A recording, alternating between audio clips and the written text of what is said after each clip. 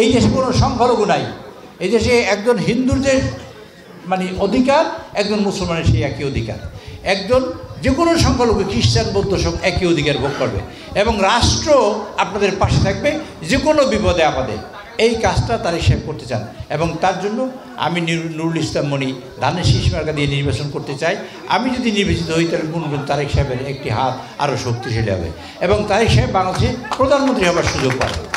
আর যদি প্রধানমন্ত্রী হওয়ার সুযোগ পান তাহলে হিন্দু সম্প্রদায় আর একজন মুসলমান, দুইজন মানুষ একই অধিকার ভোগ করবে এই বাংলাদেশে। সংখ্যালঘু বলতে কিছু থাকবে না, কারণ এই দেশে স্বাধীনতা যুদ্ধ যেমন হিন্দুরা করেছে তেমন মুসলমানরা করেছে। কাজে স্বাধীনতা যুদ্ধের অবদান আপনাদের সকলেই আছে, এই দেশও আপনাদের সকলে। এই দেশ আমরা সবাই তৈরি করব এবং দেশের সকল অধিকার আমরা সবাই মিলে ভোগ করব, এই সিদ্ধান্ত তারেক সাহেবের। আমরা এই সিদ্ধান্ত বাস্তবায়নের জন্য আপনাদের কাছে উদ্যত আহ্বান জানাই। ইনশাআল্লাহ খুব আগামী যে নির্বাচন হবে সেই নির্বাচনে আপনারা ধানের শীষের পক্ষে এবং ধানের শীষের পক্ষে দাঁড়িয়ে আপনারা সমর্থন এবং ভোট দিয়ে আপনারা সহযোগিতা করবেন। বাংলাতে 5% হিন্দু সনাতন। ডিজাইন, এলিগেন্স, বিউটি, সেরা পণ্য সবার জন্য জেভিকো।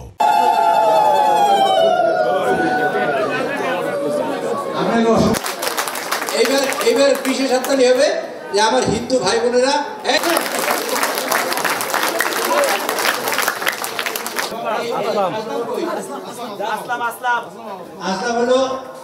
ব্যক্তি আছে কি?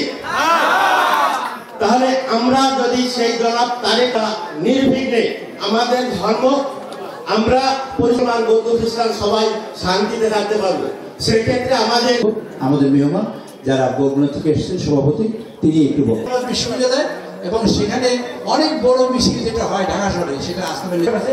তারপর মিলিয়ন খান আছে, আবার বৌদ্ধ মাস্টার সাহেব আসেন বগুড়া থেকে। আমি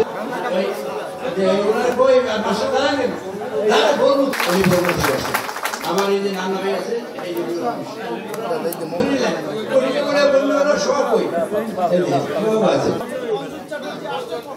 অঞ্জন চ্যাটার্জি পুরো পুজো ফ্রন্টের জেলার সভাপতি। আপনাদের এই পুজো ফ্রন্টে এখানে যারা আছে হিন্দু সম্প্রদায়ের ভাই বোনেরা, ভাই আর কথা বলেন হাতে আমার সাথে লোকেরা যারা হাতে যারা কি জোগান থেকে হাতে ওইখানে আমার দেখো পুজো উদযাপন এই যে হাতটা দেন, এই বলে হাতটা দাও, হাতটা দাও। এই একটা